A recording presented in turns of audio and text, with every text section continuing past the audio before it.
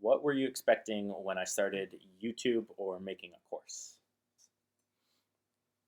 Well, the course, I just remember you telling me if I can sell 40 of my course, I will be thrilled. And I didn't know what to expect. I just knew, I was glad you did it because so many people were driving you crazy saying, teach me, teach me, teach me. That was And in person, not in online too. person, Yeah. in person. Yeah. And you can't spend your whole life teaching one person at a time. So I was kind of glad you made the course. I thought, okay, here's a way for you to make a little money, but you're also helping all these other people, which I think is important to have a job that helps others. And so I didn't know what to expect. I was blown away by how many people enrolled in that course. Yeah, and for me, I think, I saw you starting to be successful. I saw a lot of your friends and people you knew starting to say, wait, how are you doing that? Mhm. Wait, show me how to do that. And you would say, I'm taking too much time showing one person at a time how to do this, and it's crazy. And then when you said you would do a course that was video, I kind of took a step back because, again, Tanner had always been the shy kid. He Video didn't games. want the spotlight, even though, Yeah. again, I go back to sports a lot. The kid was an athlete, and he was a very strong athlete in every sport he participated in, whether it was soccer or hockey or baseball, particularly hockey and soccer, that even when he had the spotlight put on him because of his abilities, he didn't like it. He just wanted to go play and then go away. He was a natural leader. People wanted to be around him, but wasn't one of these people that was out speaking and trying to be a leader. So when he said he was going to do a video course, I kind of said, how's that going to go? You're kind of shy. That's after I was making videos for about 2 or 3 weeks too. So it was still pretty awkward. I would make sure they weren't upstairs when I was making videos, but you get used to it. Guys. We heard you. Yeah. We heard you. So that's pretty bad. All right, guys, got a couple more. What were your thoughts when I started making $300,000 a month from everything? I think it's still the same way it is now because it's only been what, a year, not 10 even months. a year. Yeah. Not even 10 months. It's still rather unbelievable to me in a good way. It's very super proud of you, and the way you've conducted yourself and the way you've helped other people and made donations and lots of things you're doing with your new success. It concerns me in some ways. I had a really good friend who was very wealthy who said, I just want to be an anonymous rich guy. And he wanted to be an anonymous rich guy because there are bad things that come with being a well-known guy with money, whether it's hackers or anything else. So we worry, but we're very, very proud of your success. And I still, I don't get it, but I'm thrilled for you. I actually do get it, and I wish I could do it. I'm very proud of you, and it's fun to watch. Yeah, same. I'm extremely proud of you.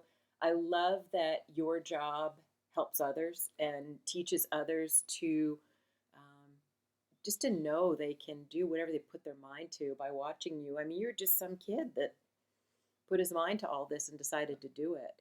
And I think that's, pretty much the same as what you said. Yeah, I would also just add, Tanner, the whiteboard thing was phenomenal. Every time I'd go into Tanner's office, one of our bedrooms upstairs got converted into Tanner's office when his sister moved out. And the whiteboards and the goals he would list up there about how much money each month he was going to do in revenue and then in profit and then what car he was saving for and then saving for a down payment on a house. I'm like, dude, you're 20 years old. You can't start saving for a house, or 21 then. And every time he put these goals up, he met them and beat them. He got them sooner than what he expected, or he did them bigger than what was posted up there. And I've never seen anybody as detailed and as fanatical about setting goals as you are. And I think that's huge. And I think what surprised me the most was, or what blows my mind the most, I don't understand how you have the ability to know what's coming next before it's gotten here and to jump on it and to start it and to always be on the cutting edge of the next thing. I don't understand how your brain can figure all that out. That's just so surprising to me.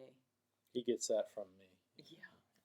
Just kidding. If you guys forgot what my goals were, you guys should go watch that video. It was my goal this year was 300,000 profit, and then my goal next year, which I didn't think I'd get, was 1 million profit. But Per month. I think we did those. No, Yeah. Oh, for No. the that I year. said at the start of the year before YouTube and yeah. stuff was. I still have pictures of 300,000. each of your whiteboards with the goals on it. Maybe I'll send them to you. I was writing revenue on there since when I was making like 1,000 revenue a month. Yep. So, Yep. All right. So, how did your mind change about college and letting me stop after you saw that? Because I just recently stopped. What was it? Summer. May. Well, I wasn't going to classes at all. Well, but I and stopped. and we knew that. I mean, Mhm. you may not know that we knew that, but we knew that you weren't Told really you. going. I think, you're a 21, 22-year-old man. Your parents can give you advice and give you suggestions, but at some point they can't control you, and they shouldn't. A good friend of mine a long time ago said, "Teach your children well, and then love them." And what that means is once you get to the point that you've taught them enough, you got to back up and let them do what you've taught them, and now you just support them and love them. So it's what you wanted to do. No one can force you to go to college because you just won't go. You can register, but you won't go. It's a waste of everyone's time and money.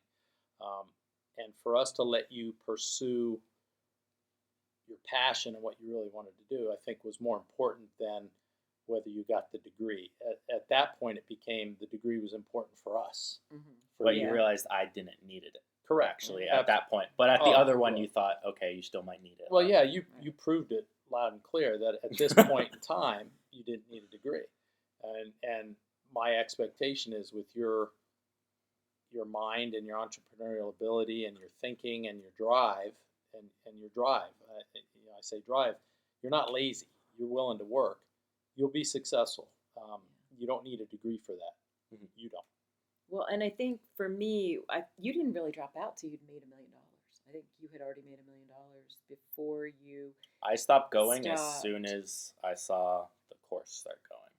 Yeah, I think. I didn't go that whole last semester except for Well, you did. tests. Yeah, Still passed one. Yeah, you passed one. Well, and you had made $1 million. So in what, 6 months or something like that? No, 3 or 4. 3 or 4 months. So I thought, okay, well, I think he's going to be okay. And I also saw that you had different sources of income. So you weren't relying on one stream of income. Yeah. You had about, 6 or 7 Mhm. at the time. So you always had something else to fall back on. And then when you look around and you see all these people are being laid off or losing their job and their companies going out of business, well, guess what? Having a full-time job working for someone else is not reliable like That's it used to be. That's right. So it's a whole different world. And one of the things, and I touched on this already, that really made me say, okay, he needs to be done, is he would say, Mom, school stresses me out so bad, I can't even begin to tell you how bad this stresses me. Yeah. And that's when I'd say to him, you're running this whole company and you don't even blink an eye. How can 2 classes stress you out? But you could tell it really School's did. always And it been was stressful really, for me. yeah, it was really upsetting to him. So that's when said, you know what, I'd have to say whatever you want to do. I'd still love for him to go back and finish, but at the same time, I think, like you said, Joe, he'll be Not gonna successful happen. no matter what. Gotta stick with my And- license plate now. Yeah, That's yeah. right. That's right. All right, last 2. What do you think about my success now, and where do you think I'll be in the future realistically? Whether it's money, what I'll be doing, etc. I think your success is phenomenal. Because you're my son, I still worry about you. I worry about you probably until the time you're 50 and I'm, however old. I think you're going to be successful no matter what. My biggest hope is that you'll be happy and be successful. And it's good to continue to have goals and lofty goals and push them up and push them up. At some point, you have to say, okay, this is good, and enjoy it for a little while, and not always be pushing for the next level.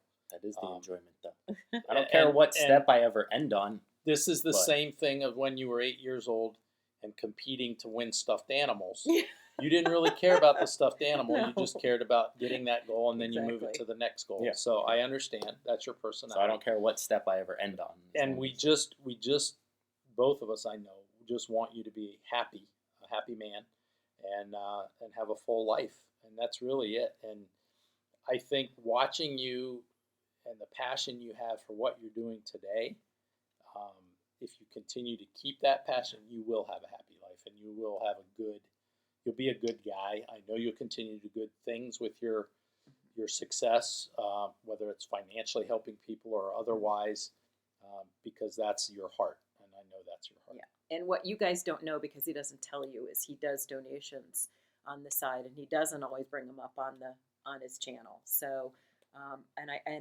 I would, you said everything basically. I hope that someday you have a foundation that that helps others in some way, whatever your passion is. It doesn't even matter, but I'd love to see you have a nonprofit foundation. And like Dad said, you got to be happy. That's number one.